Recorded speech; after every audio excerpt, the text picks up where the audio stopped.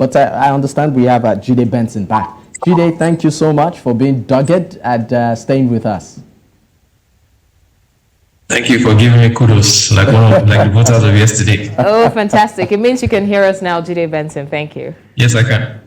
All right, now I mean let's get to it in terms of the outlook or probable outlook of this particular election. Right now, at least we are beginning to see trickles of results come from parts in the south, but not so much from the northern region. I mean, from your own, wealth of political knowledge, how do you see the eventual outcome of this election? I wish I was a political soothsayer, a political prophet. I'll tell you something for sure. Everybody wishes that right now. Everybody, the average Nigerians wishes they can tell. So I just saw something online now that Atiku, Tinubu, and Peter Obi will know what it means today to check JAMB results online. Because they'll be waiting with bated breath and they'll be checking as the results are coming in. But I think that the mature and responsible thing for them and every Nigerian to do at this time is to wait for official announcements. True. Because there's been a lot of results flying around, some true, some from previous elections. So I don't think that it's responsible for anybody to keep forwarding any messages or things that have not been verified. Because one thing may have happened at the polling unit, and if INEC gets some reports of something that happened in such polling units, it's within their powers to cancel the results of certain polling units. So I think that we should all moderate our excitement and keep the anxiety low, continue to hope for the best. Because I've seen on people's statuses and on social media, everybody being referred to as the incoming president, forgetting that we're only going to have one incoming president. We're only going to have one incoming president when the results are announced. Well, I mean, everybody has the right to hope. I think everybody deserves that chance, at least, to hope for, their own candidate to win. So, I mean, pretty much we can't stop that from happening. Yeah, in hoping, don't forward unverified results. That's what I'm saying. It's very fine to hope. Don't forget that the campaign slogan of one of the candidates is renewed hope, not just even hope. So it's okay to hope, but not in the process spread fake news, because you never really know. And one of the videos that was flying around yesterday was something that happened in faraway Ghana, where some people had got into a polling unit on a bike and they made to disrupt the polls and they were gunned down. Later we found out that it was Ghana, it was nowhere in Nigeria, and it was even an old video. So we all just should be moderate our excitement and act responsibly on social media.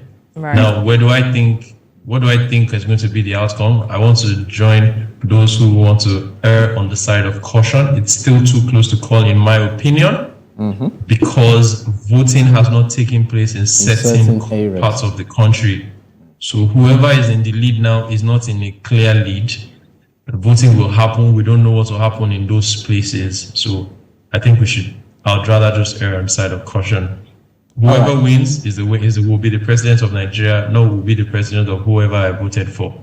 All right. I just want us to step forward a bit. I mean, irrespective of whoever comes out as the winner of this election, what do you think is the biggest challenge or the list of challenges that Nigeria's new president, whoever it is, would face and will need to do with immediate effect or tackle?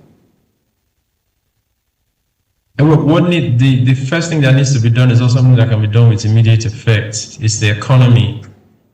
You want to talk about the debt crisis, you want to talk about the unemployment rate, you want to talk about energy, you want to talk about the healthcare system. All of these are tied to the economy. So the first thing is the economy. The second thing, or possibly even the first thing, is to reunite Nigerians. Nigerians, in my opinion, have never been so divided along ethnic and religious lines. Look at the three front runners in this election. One is Hausa Fulani, one is Yoruba, one is Igbo. Those are the three major tribes. So some people have voted on the basis of ethnicity, some people have voted on the basis of religion. So the first assignment, I think the economy will come second, in my opinion, is to reunite Nigerians, to give assurances that regardless of your faith or tribe or ethnic stock or whatever you believe in, I am president for all. And it's not just, it won't be just looking for the person to mouth that or to voice that. It should be displayed in the person's work as the president. And then the economy. I sympathize, and I've said this before on another fora, I sympathize with whoever is going to win this election, because the person has an uphill task in keeping Nigeria's economy running well. Like I said, we have a huge debt crisis. You and I, both of you in the studio, and I, if we are to divide the amount that Nigeria is owing, the extent of Nigeria's indebtedness, we are owing individually huge sums of money, and that's going to take a toll on all of us. Right. I think it's safe to put this out there also that regardless of who wins, Nigerians need to learn to be patient and at least give the incoming president ample time to effect change, because we see a lot of agitation sometimes where, especially if it is not their candidate who win. For example, in Kenya, when William Ruto won, and there was a lot of pressure on him from day one. I mean, in his first 100 days in office, there were so many talks of how he has not done any of the things that he promised. Well, it takes time, depending on the level of damage that you meet there, because to be honest, whoever is going to take over, like you said, Nigeria has incurred a lot of debt, and there's a lot of other things in different facets that we need to consider. So people need to give them ample time. And also speaking of, the campaigns and all, I would like for us to verify, is it true that, the ruling APC didn't feel threatened at the time? Because, it's obvious that the Labour Party candidate was tagged at a time the Instagram president or social media president, because there was a lot of agitation and support on social media, but the ruling party didn't feel threatened because they didn't think that it was going to translate. They didn't have a structure. Yeah. According to them, they didn't have a structure, and it didn't feel like it was going to translate into real life. So a lot of people are saying that the campaigns that were done by the ruling party was not as much as they would have done if it was another opposing party. Okay, two things. Let me go back to your point about Nigerians being patient and giving whoever becomes president an opportunity. I think that 100 days is enough for anybody to show direction that something is being done. We had the current vice president of Nigeria acted as president for about 3 months, and we saw that things can move. So in 100 days, it is possible for the leader to show that we're on the path. It shouldn't take them 3 months. It shouldn't take them 100 days to nominate a cabinet. It shouldn't take them 100 days to begin to make key appointments. The person who gets into office needs to hit the ground and hit the ground running.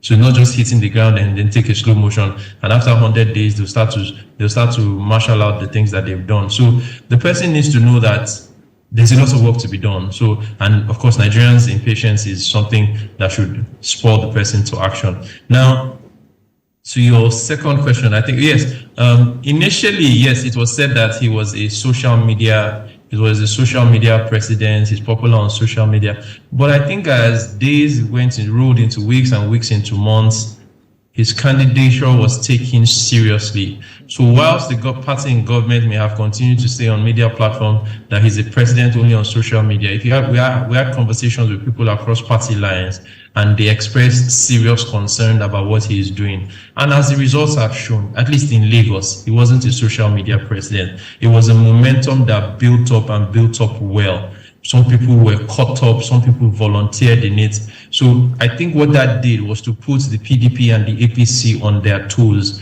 The mammoth crowd that appeared at a lot of those campaigns organically, and the much touted statements that we know they give shishi, the sobriquet that emerged from his name, from Obi to Obedient. I mean, it was a movement, as a lot of people have said. It was a movement, as a lot of people have said. It's not just for him. So even he cannot afford to be docile if he does become the president. All right. I mean, so many talking points as regards this particular elections, but I want us to look at the voting process itself. We're in the 21st century. Some people actually suggested that why is it that Nigerians can't vote remotely? Why must we all converge at a point, thumbprint, queue, and then have to wait? Why don't we just have it, seamless? Some have even compared, reality shows voting, which of course to me, I feel that the circumstances are different. But looking at the future and also the aspect of technology, how do you think our voting process can be better? It's a matter of time, and I think I expressed this concern yesterday. The number of Nigerians who came into the country to vote. We saw some of this on social media. I'm going to Nigeria to vote. People taking their pictures while they were at the airports or while they were on the planes.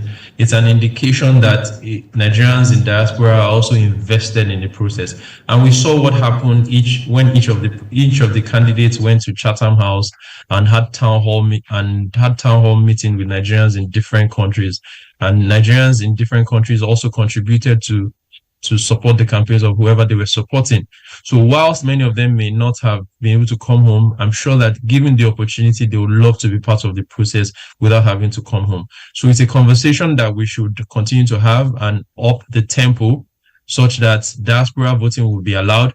If all they have to do is go to the Nigerian High Commission or the embassy in whichever countries they have, that's a first step, even if they cannot vote electronically. So the Nigerian High Commission in the UK, for instance, and every Nigerian who is resident in the United Kingdom will just have to go to London.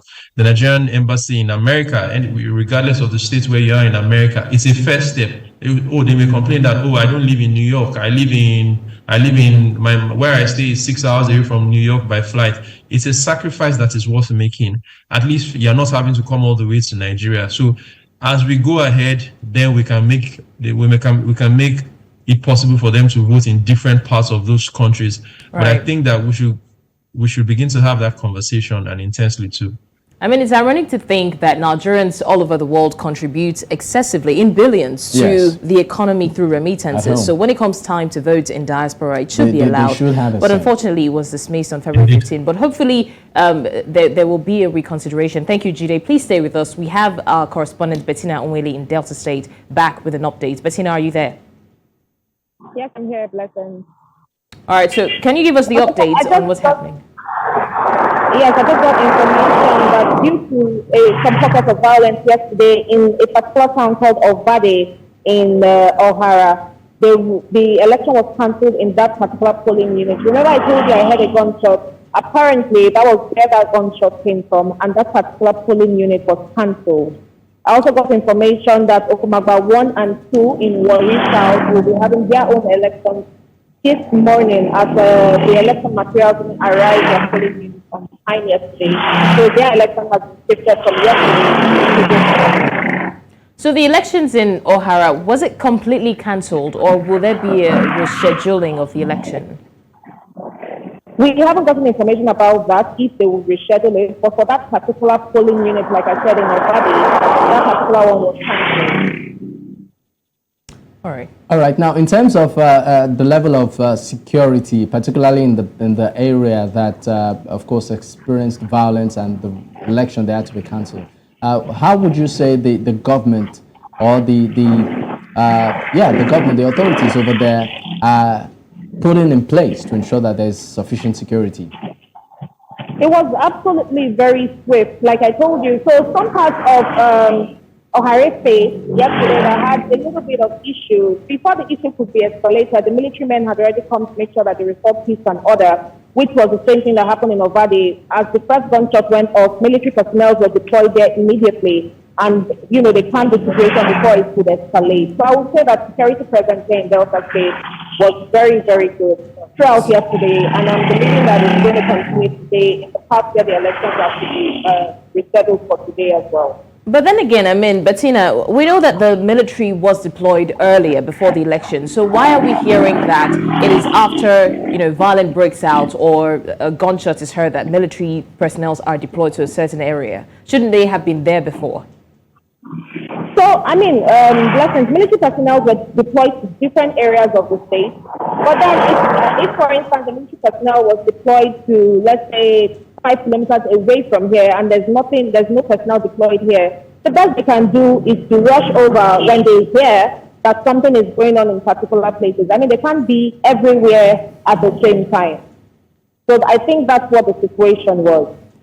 All right, now let's talk about the voter behavior, particularly in the areas that they will be voting this morning. What do you, will I say, foresee in terms of turnout? I think that the turnouts are going to be absolutely high because with what happened yesterday, it almost seems as if the rights of the people were trying to be stolen. Because why would materials arrive at all in that particular polling unit? And it's not that the youth requested, it would probably have been swept under the carpet. But the youth, they refused. They did raise the protest, which caused INEC attention, and that is why the election is scheduled to hold this morning. All right, thank you so much, Bettina, for that update. We'll also be back with you if there are more updates from your area. Thank you once again. Also, we have Ni Omoni, our correspondent who is in Anambra State, to give us more updates on the happenings as regard the election. Ni, are you there?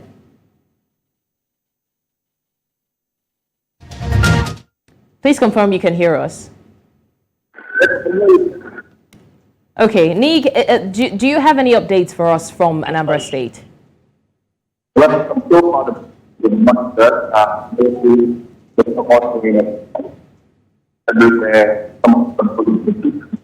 are finished voting yesterday.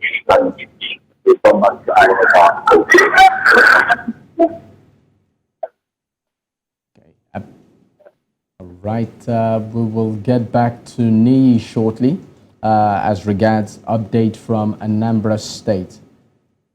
All right, Ni. Ni, are you there? We're trying hard to hear you, but give us an update. Let's see if the audio is better. We're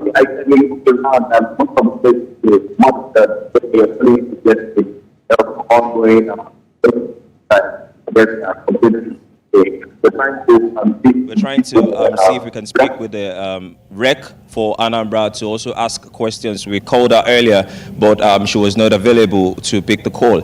But we'll certainly give you more updates if we get any other information. All right, thank you for that, Ni. Unfortunately, the major things you said at first were lost, but thank you for giving us an update, and we'll look forward to more from your side of the country. We're still joined by our guest, Jide Benson, who has been helping us dissect the election so far. Thank you, Jide, for being patient with us. Thank you. My pleasure. Now, let's look at the possibility of a rerun. Now, the final results are not expected. I mean, yes, we've been seeing trickles of results here and there, but like you said, let's do the right thing, and because it's still too close to call. But let's say the results are out, and then there is a possibility that there is a rerun. How do you think that will go? If there's going to be a rerun, it won't be all 18 candidates. It will be maybe the topmost ones, maybe 3 or 4. And I then think that there will begin to be realignment. It happened in the primaries in the 1993 elections when MK Abiola, Babagana Kingibe, and Atiku again were involved. At the first round of the primaries, there was no clear winner according to the criteria that was spelled out. So in this instance, I think whoever is going to be president must get 25% of the votes cast in each of the states across maybe 2/3 of the country. So if that doesn't happen, then we will begin to see realignments. I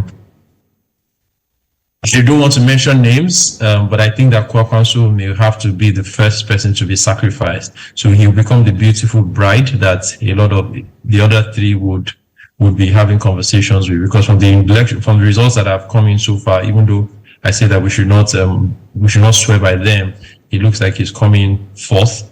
And so if there's going to be a rerun, he'll be the one that will have to sacrifice for any of the 3 ahead of him. And it'll be interesting to see a rerun, because I don't think we've had a rerun at the presidential level ever. All right. I mean, in your first analysis, you made reference to the word legal fireworks. Yes. At the end of this particular exercise, what probable legal fireworks do we see emanate? So, elections and politics altogether, it's an entire value chain. Let me use economic language. So you have the delegates. Don't forget that about 7 or 6 months ago, people were angling to be delegates. some people made their fortunes from being delegates. And then you had the publicity, the media campaigns, you had the appointment of spokesperson and director generals of campaigns and campaign council and people for mobilization and all whatnot. And as the elections approach, you have people angling to be agents and all that. So let me tell you, at the very final phase of this thing, is the lawyers are waiting because they know that the fireworks will come. They know that people are going to dispute elections, either at the polling units or some federal constituencies or state constituencies or states or even the country. So lawyers are waiting. They started dusting their books and their constitution, what the law says about how to win elections in certain places, how votes are meant to be counted. So I'm sure that every responsible politician or everyone who intended to win by now will have a legal team in place that in the event that the pendulum does not swing their own way, their lawyers will then be called to action. They would even have mobilized them some amount of money just to ensure that people from the other divide do not hire or engage their services. So lawyers are waiting, and I'm sure that they will be happy that a lot of those results will be contested because that's where they are going to make a living. That's where they are going to make a name. But this seems what to do be I see that is? Yeah, but this seems to be the norm in Nigeria. I mean, over time. I mean, if we are to even make a recent reference, Osun State, for instance, where the gubernatorial election, Ademola Adeleke. Exactly. So, should this? I mean, how can Nigeria come out of this? Okay, at the end of every election, there's a tribunal, and then we go to court, and then we drag, and at the end of the day, there's a ruling. We wait for that. Then, even if there's a ruling, it can be appealed. You know, it just makes the entire process look complicated. Do you see an end to this at all? On the contrary, I think that it is good for the polity. It is good for our democracy. It deepens the body of legal knowledge available to budding lawyers or those who are going to study law in the years to come. It enriches our polity altogether. It gives lawyers work to do. They have to think, they have to research. Even you, the media, have content because you'll be following the proceedings from one tribunal to the other, from the first one to the appeal and to the final, the Supreme Court. So I'll take you back to 2006. There's a man called Peter Obi, one of the leading contenders in the current elections. He was the person that changed the cycle of elections in Nigeria, because he felt very strongly that he won the 2003 Anambra governorship elections. And he was in court for a whole 3 years. And events that happened while Chris Ngige was governor, gave credence to his belief that he won the elections and was rigged out. When Chris Ngige and Chris Uba fell out, revelations came to the fore. And in 2006, he reclaimed his mandate. He reclaimed his mandate, and after that, there have been series of them. Mimiko is a governor on account of the tribunal. Mimiko became a governor on account of the tribunal. So did Kayode Fayemi. So did Rauf Aregbesola. So did Adams Oshiomhole. So did a number of other people. So we must continue to encourage this. Eventually, we will get there. Our democracy is no longer as nascent as it was. We're in the 24th or 25th year now, but it is good, because what would happen if people believe that there will be no legal consequences or legal fireworks? There will be continuous stealing of the people's will. So the people's will is the ultimate, and so we should encourage that people go to court. And I'm not saying that there should be flippant reasons for approaching the courts. Beavers is an experiment that is going to be subjected to legal scrutiny. It already has been in Osun State. It's going to be subjected on a wider and a larger scale. So it is good for us to continue to go to courts. I mean, well, that is one angle. That's one way to look at it. But don't you think that it awakens a certain fear that the longer it drags, the less transparent it is and the more complicated it becomes? Because, I mean, these names you mentioned was a success story, but some of them might just get complicated. So thankfully, at that time, the legal fireworks could drag on extensively. As I said, the Peter Obi one for Anambra went on for about 3 years.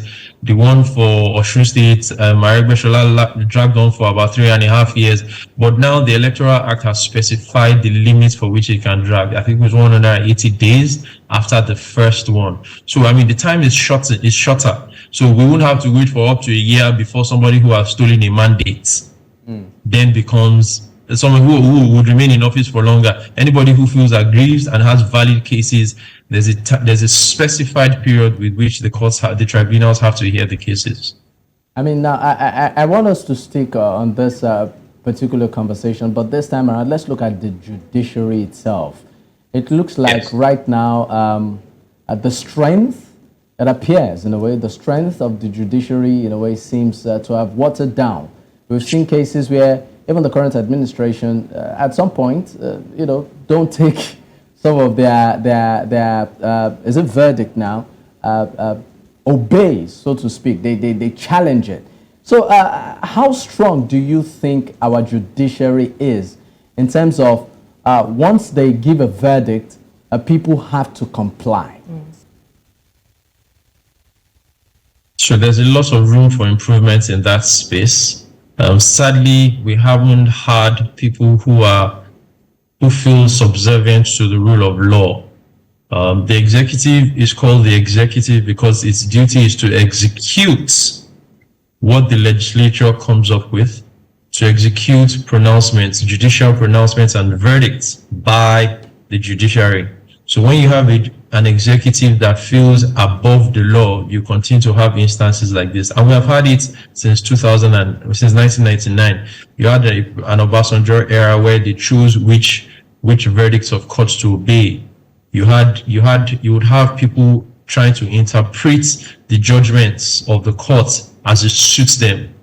You've had it in the current administration a lot of times. The Dasuki example is there, the Showore example is there, the Nnamdi Kanu example is there. We also had it during the Jonathan era when there was a case of a Justice Ayo Salami when he was asked to be reinstated. So until we have Democrats indeed and in truth, the judiciary will continue to be embarrassed. Now, there have been less than sterling examples of people serving on the bench. We've had judicial officers who have been compromised. We've had instances where some of them have been suspended and some of them have been fired altogether. Recently, the Nigerian Judicial Council just recalled some of the people who had been suspended for what can be referred to as judicial malfeasance. So all the dots are connected. It's an entire value chain as a nation. So it's not just, it's the politics, the economy, the judiciary, every sector is affected. But when people look at the judiciary as the last hope of every man, I don't like to subscribe to the idea of the common man, because whether you are common or uncommon, you should be subservient to the dictates of judiciary.